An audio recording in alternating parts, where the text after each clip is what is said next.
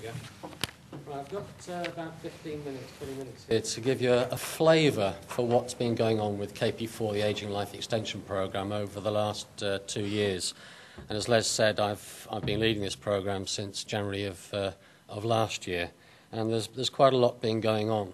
And a perfect example of what's going on is actually shown on my first slide.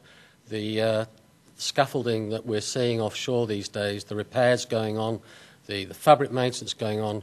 I think the situation is pretty unprecedented, certainly in my time of working offshore, and I've been working offshore since about 1981. And I was talking to a duty holder a week or so ago, and they were talking about having 100 painters offshore on one of their assets this year. So we're seeing some pretty impressive things. My first area is to talk about ageing. What does ageing actually mean? And I want to refer you back to what Jan Erik said, and that is our interest is the condition of the asset, and that is not necessarily specifically ageing related. There are many different issues that relate to integrity of the asset, and it is not strictly ageing. It's not strictly the age of the asset. And it is very important that we understand what the condition of the asset is like, rather than simply, is it 20 years old, therefore we've got a problem. Actually, if you have a look at onshore industry, there are examples of riveted tanks which are probably of the order of 80 to 100 years old that are still being used onshore and are still perfectly safe. What about management of ageing? Well, first of all, we have to understand its condition. We need to understand the factors that cause the degradation, and we need mitigation strategies, and we need, most importantly, to implement those strategies to make sure that we manage the situation. My first experience of a HSE inspector was about 7 years ago, and I went to this platform in the North Sea, and I discovered this structural member which I could see through, and I was a bit perturbed because it was holding up a 2-ton air handling unit, and that kind of suggested to me that perhaps there were examples offshore in the industry where ageing has not been handled very well and improvements need to be made. If you have a look at the data across hazardous installations in Europe, around about 30% of all incidents and 28% of loss of containments are directly attributable to ageing. And this is some work that the European Major Accident Hazard Industry's been looking at over a period of time, and I dare say that we can relate that to the situation offshore. I want to show you 3 slides of the EcoFisc. Our first slide is on a nice, calm and rare sunny day, and if we look at the issue of ageing and offshore, structures is absolutely critical to everything else. Without a structure, we don't have a topsides. We've got to have a structure. So we've got these structure, and okay, legs look a bit spindly, but it's a calm day. We're okay. I'd be very happy sitting on that platform. Fairly typical winter's day, and the weather's getting up a bit. The legs look really spindly to me now, but still not bad. I've been on many platforms where the weather has been far worse than this, and I've been quite comfortable. And then about 18 months ago, there was a pretty horrendous storm, and I was offshore. It was November 2011, at that time in the UK sector, and the waves really got up, and that wave hit the EcoFisc. And if you think about where the ESDV is likely to be, it's likely to have been hit by that wave. And something that we are looking at as we speak in terms of our structures is the consequence of a 10,000-year event. So when I joined the industry 30-odd years ago, we talked about the 100-year wave, the 100-year event. Things have moved on quite dramatically, and people are talking pretty well on a weekly basis about the 10,000-year event and having to be prepared to manage that. And this particular wave back in 2011 is perhaps an example of what we've got coming our way in the future. Well, what's life extension? Well, typically we have 25 years is allocated for design life. and anything beyond that can be considered as life extension. So we then start talking about cessation of production. The situation that we have on the UK continental shelf, it's around about half of our assets are into this life extension period. And we have some assets which are looking at up to 70 years to be in the ground, which were originally designated 25 years. If you go to the Norwegian sector, I heard recently they got one particular asset which is going out to 100 years. This is unprecedented. What about the programme itself? Well, this is quite unusual in terms of HSE programmes. We're actually working as close as we possibly can with the industry to raise awareness of the issues surrounding ageing life extension. And it's all about understanding and forecasting the degradation mechanisms associated with the safety critical elements. It's understanding the obsolescence management offshore. And in keeping with today's theme of reducing hydrocarbon releases, we think it will contribute quite significantly to that. But we want to work with the industry for a common goal, and that is to improve safety. And the approach and the feedback that I've had this last year does suggest that this is working pretty effectively. We've done a lot of inspections to date. We've got a small number to do between now and October of this year. April of next year will be the final report, and we will give a presentation of that final report, and that will probably be sharing the platform at that stage with Oil and Gas UK, who will give the duty holders' view of their approach to ageing and life extension. We've helped as far as we can by issuing an interim report, and phase 2 inspections are underway. I've already started 3 or 4 of those, and they've gone very well indeed. Oil and Gas UK is fully engaged, and we're working through Les's team on step change and safety. But the view I have to give to you as a regulator is our belief is that the industry has reacted very, very well to this initiative and is doing some extremely good things. In fact, it's fair to say that the UK continental shelf, in conjunction with our cousins in Norway, is probably leading the world in terms of understanding ageing and life extension, to the extent that I get an awful lot of invites to go to exotic parts of the world to talk about what you guys are doing. So thank you. So this is a little bit of something that the Oil and Gas UK have been doing. They've got some work groups underway, and they're doing some pretty innovative stuff. We get into some of the particular topic areas that we've been looking at. I'll just give you a flavour for this because we've got a limited amount of time. The first point is critical. Senior management have got to be fully engaged, and they've got to be fully supportive, because without senior management involvement and driving this through, it will not happen. The view that we've come to in the HSE is that senior management are fully engaged and are fully supportive, and I've seen nothing so far that changes my mind about that. And that is certainly brought home to me when I go and talk to the TAs, and very often the senior manager will come in, spend a bit of time and talk to us about what's going on. So I've been very pleased with this. Prioritisation of work by risk, dashboards, and we have an example of a dashboard here, but I've actually seen quite a few dashboards over the last year, and they've improved quite dramatically. And the purpose of this is to show the senior management what is going on in a pretty straightforward view. And these have been very helpful. Succession planning. We all recognise that there is an issue in the North Sea with availability of experienced, good engineers and scientists. We have our own problems with that. You have your problems. Succession planning is critical. I was talking to one of the majors, duty holders last week, and they're talking about putting together a production academy to bring people through the industry. This is really innovative stuff that we wouldn't have been hearing about several years ago. But there's an awful lot of good innovative stuff going on in the industry right now. Process safety.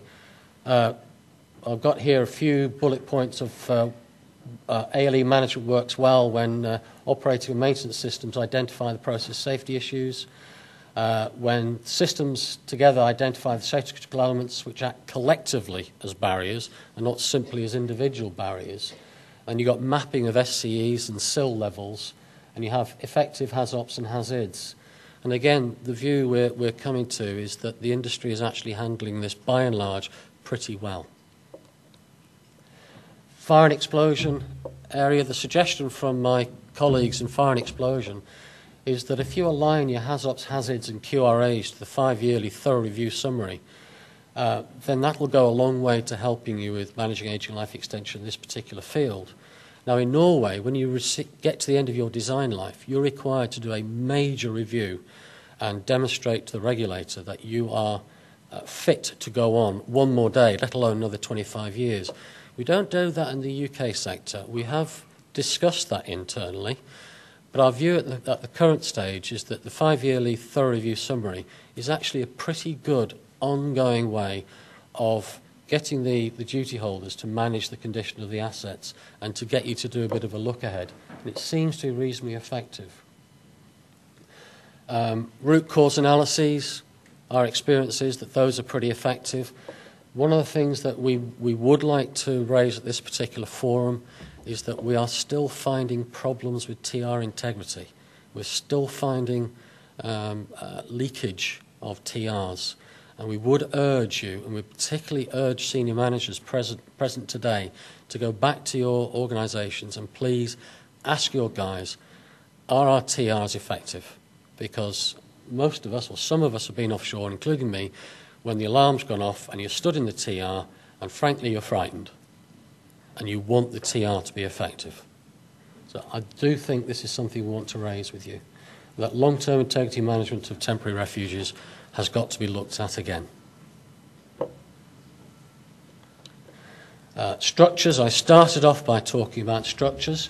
I've got some examples here on the right of how not to manage structures. But comments from my structural colleagues is aging life extension management works well when structural analyses are up to date and they look forward to anticipate aging life extension risks for the long-term future.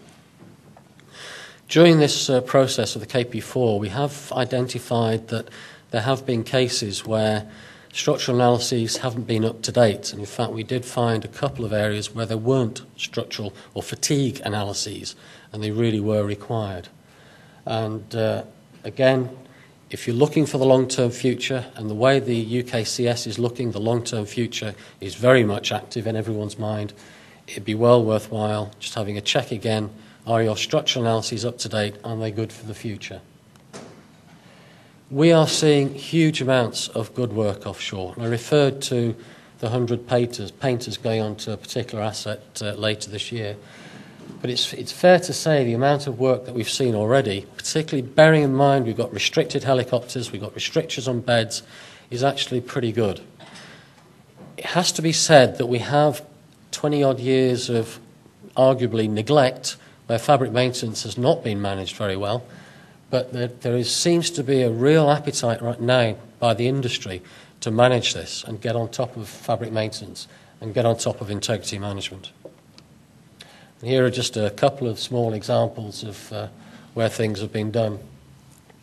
On the mechanical side, ALE management works well when it's integrated into the existing asset integrity management programs, when duty holders take control of asset integrity management, and we are actually seeing that. We're actually seeing a lot of reorganisation of integrity departments to get that greater control. So in some degrees, the industry, whilst we kicked off the KP4 programme, and the industry's reacted very well, the view we're holding is that in some cases the industry is way ahead of us, and they're actually getting to grips with this pretty well. We need to see more longer-term maintenance strategies. Yeah, we are seeing sort of 5-year strategies, but there is evidence that perhaps we ought to be looking at 10, 15-year strategies. Pretty difficult, I realise, but some thought needs to be put into that. One of the comments I would like to make here is defined life repairs, temporary repairs, call them what you like. We don't like them. A lot of you don't like them, but we see an awful lot of them. There's a challenge being put out to you by Steve Walker a while ago about hydrocarbon release reduction. I'd like to put a personal challenge out. Can we get rid of these damn things from offshore? Can we get rid of these temporary repairs and put in permanent solutions? And some permanent solution examples put in. And again, we see an awful lot of this offshore, a lot of new pipework and equipment going in offshore. My particular area happens to be corrosion engineering. This is an area in which the industry is actually interacting extremely well through the Energy Institute. There's some very effective corrosion management working groups which are looking at better ways of handling corrosion threats assessments, risk-based inspection programs, written schemes of examination. The comment I'd make to you is that equipment lists need to be up to date. And just referring to what one of the previous speakers said today about vendor packages, one of the things that we frequently find is that vendor packages are not included in the corrosion risk assessment or the risk-based inspection program. It's a real gap offshore. So again, we would ask you to get after that. Long-term planning with corrosion management tends to be pretty well intrinsic into the program already. By and large, it's done pretty well. The problems we're seeing is actually implementation of those strategies. And as I alluded to earlier, there's a huge amount of really good work going on right now, asset integrity management. But there's a huge bow wave of work that has got to be overcome from the past. And we recognise this, and we recognise the industry's got to have time to manage it. So it's this issue of prioritisation, and the industry's doing their best, from what I've seen, to prioritise. Electrical control and instrumentation. We always thought this was going to be one of the tricky areas because the bulk of the problems here turn out to be obsolescence, management of obsolescence. And there's an awful lot of equipment out there which is 25 plus years old. Intriguingly, when I talk to my EC&I colleagues, they say, well, whatever you do, don't condemn old equipment, because some of the older analogue equipment, you can still get out your soldering iron and repair the bloody thing. With some of the modern digital stuff, well, it's a black box, you fling it out. Or you've got the supplier saying, well, actually, guys, we've got this brand new widget, it's going to cost you X million pounds, throw all that stuff out and this will be great. Oh, by the way, it'll only do you for 5 years. So there is a balance to be held there in terms of modernity and perhaps some of the more traditional methodologies. But planning for timely spares replacement, anticipating obsolescence.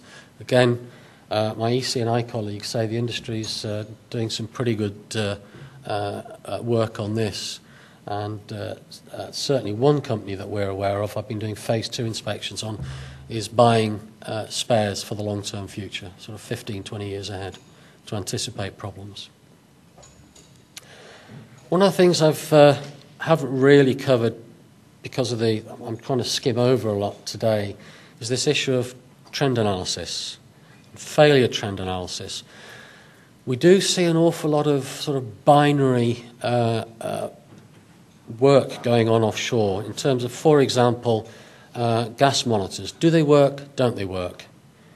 The KPI says it's got to perform at a particular level, and when the guys make a note, they say, yes, it's worked. That's fine. What we don't see so often is that the margin by which it is above its KPI, and that we'd like to see data being collected by the industry so that you can use that data to predict when it's likely to fail the KPI, so that you can put into place strategies to manage the issues well in advance. Now, having said that, the phase 2 inspections I've been doing over the last month, that tells me that the industry is now doing this and that we are seeing some pretty sophisticated data management work going on to look at trend analyses. And something that we're doing is we're sponsoring some work at our laboratories in Buxton to look at better ways and means of data trend analysis. And they've been talking to Maximo and SAP, and there's a couple of duty holders have kindly offered my colleagues in HSL to have a look at how Maximo and SAP manages real data in terms of trending. And the idea that we will put together a document which we'll share with industry, hopefully later in the year, to improve ways and means of managing data. Marine, we put together some thoughts on what works well for marine integrity management. up-to-date structural modelling, real-time condition monitoring. Clearly the class society inspections need to be done, long-term planning for equipment replacement. Pipelines, it's similar stuff, it's long-term strategies, it's risk-based approaches, revalidation of asset integrity management systems, making sure your pipelines are effectively pigged, you get intelligent pigs done at the right time. Now, I'd like to have, now that's kind of your brief run-through of aging life extension. I want to finish on a couple of slides relating to the safety case, because the safety case was set up after Piper Alpha, and it is critical to offshore safety. And I'd just like to sort of go through briefly with the Nimrod disaster, which occurred back in 2006, and 14 guys died. The Nimrods are subject to a safety case, and what I've got written up here is the findings of the Haddon Cave report. Now, this is not to relate in any way what happened here to offshore. Our view is that the safety case management from the industry is managed very well. This is basically a reminder that you need to continue to manage it well, because if you don't, this is what could happen.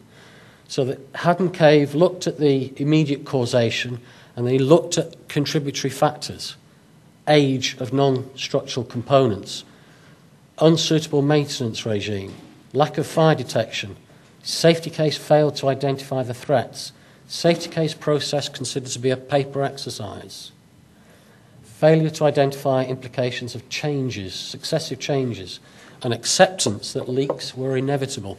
And that should run through what you've heard today about this acceptance and the changes the industry are making to this acceptance. Detection in the wrong place, lessons not learned, management structure issues, engineering personnel coming under non-specialist leadership, training courses didn't provide skills to maintain 40-year-old aircraft, stretched resource, loss of skills. There's actually an awful lot here that we could take on board, and hopefully we do take on board and think, okay, hopefully we're not in that position. Let's take on board what happened there, and let's make sure we never get into that position. If you haven't read the Haddon Cave report, it is absolutely well worth reading. My final slide, with a wiggly worm of our website, apologies for that, let me stop it, is we've seen, the HSE has seen good evidence that you guys are investing considerable time and money, and we're hearing huge sums of money on improving aging life extension management and improving asset integrity management. We also believe that forward planning and anticipating the challenges will give you two benefits. The first, from our perspective, clearly is safety improvements, but I firmly believe that there is a profit motive here as well. And I have no problem with mentioning profit.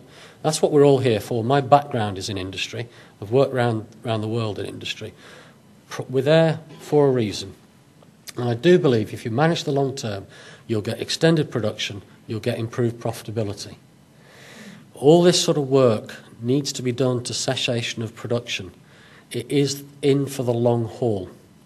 The idea that you can target aging life extension now and forget it, I'm afraid, is not going to happen.